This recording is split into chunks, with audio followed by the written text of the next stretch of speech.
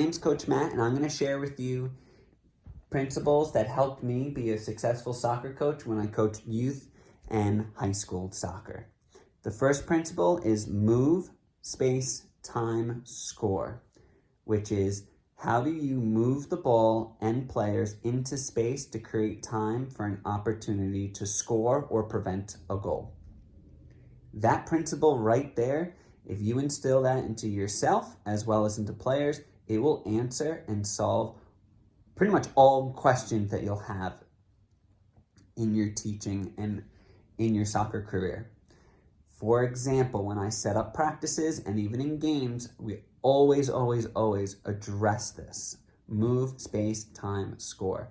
So for example, if the other team goes down the right side, crosses it in, and scores, we can ask our team, okay, how did the other team move the ball and their players into space to create time for an opportunity to score?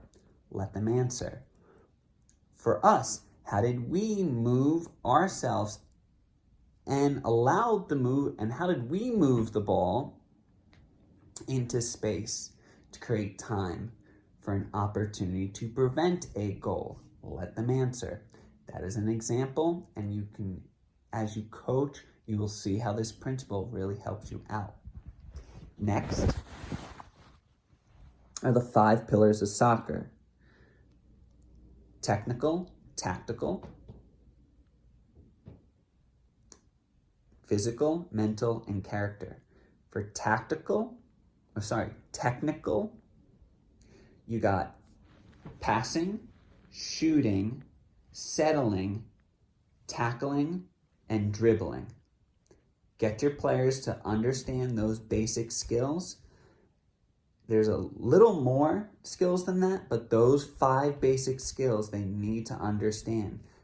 And from there, you can ask them, how do you move the ball using those skills to create space, to give yourself time for an opportunity to score or prevent a goal? So for example, in that, how did you move yourself to shoot to create time for an opportunity to score a goal? Those are 2 principles right now. The third principle is fluid formation and the funnel. These are the last 2 I'm going to talk about. No, sorry, there's one more principle, but these are 2 that are also very important. Fluid formation.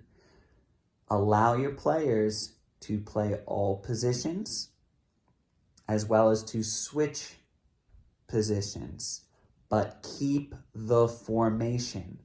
Let's discuss. If you're playing youth soccer, like the first level of soccer for 5-year-olds, you play 4v4. From the time of this recording, you play 4v4. To set up that formation, you can have a 4-0. You can do a 0-4. You can do a 2-2. You can do a 1-1-1-1 as your formation. Typically, you will set your formation up as a 2-2 or a 1-2-1 or a 2-1-1. Again, typically though, you see a 2-2. You have 2 defenders and 2 offensive players.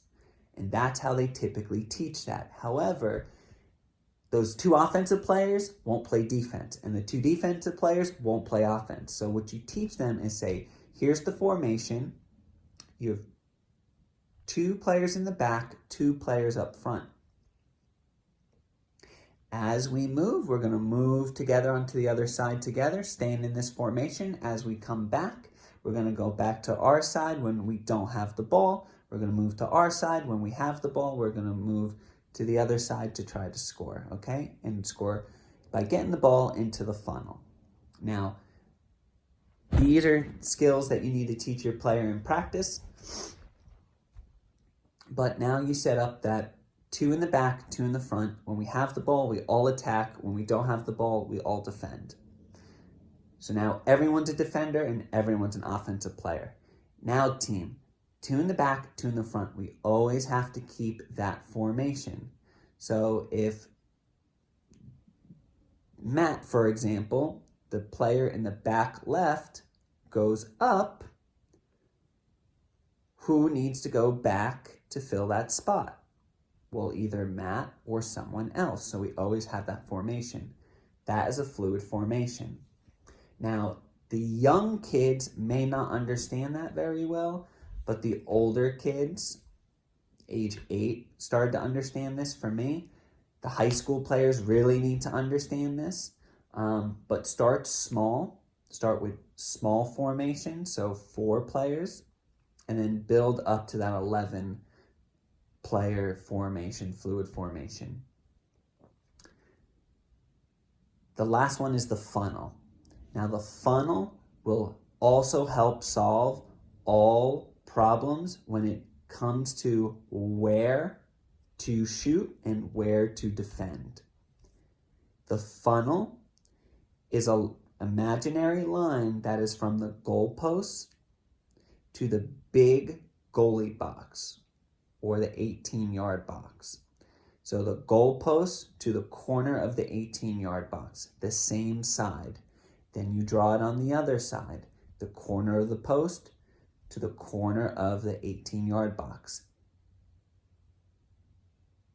Draw a line up and across of the half circle on the 18-yard box, and that is the funnel. You will also see other funnels designed other ways, where it will start at the edge of the small goalie box, so the 6-yard box on the end line, going to the corner of the 18-yard box.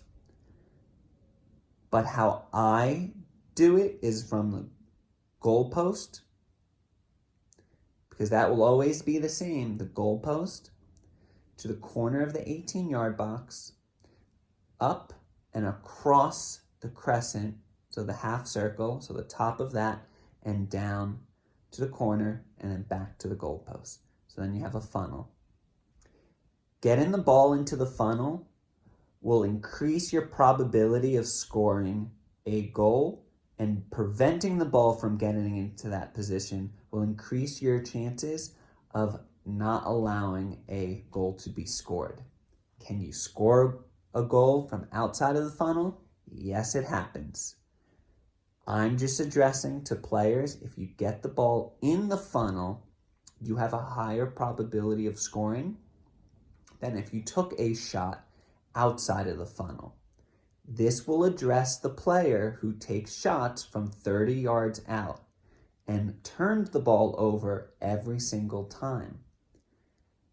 It's annoying to watch as a player, but it's a lot cooler if you score a 30-yard shot out, a shot that's from 30 yards out, than a shot that's not 30 yards out, like inside the box. But it just increases probability if you get the ball into the funnel. So those are the things that help me be a successful soccer coach. There's more to discuss, but I'm just going to leave it at that. So move, space, time, score, the 5 pillars, the fluid formation, and the funnel. The very last thing is expectations and rules. This will be different for every coach, but for me, it was always setting a high level of excellence, a high level of standard. I was the role model and players would follow. If I asked them to listen to me, I would listen to players. If I were to lead by leadership, I would want players to lead by leadership. That is something that you need to do as your own coach and your own leadership. Everyone will look different there. But for me, the big thing is just setting rules and expectations and allow players to lead as well as allow players to be heard. So if you want them to listen to you, you need to listen to your players. So thank you for listening. If you listened to this whole video, this is something that helped me be successful. And if you have questions, let me know.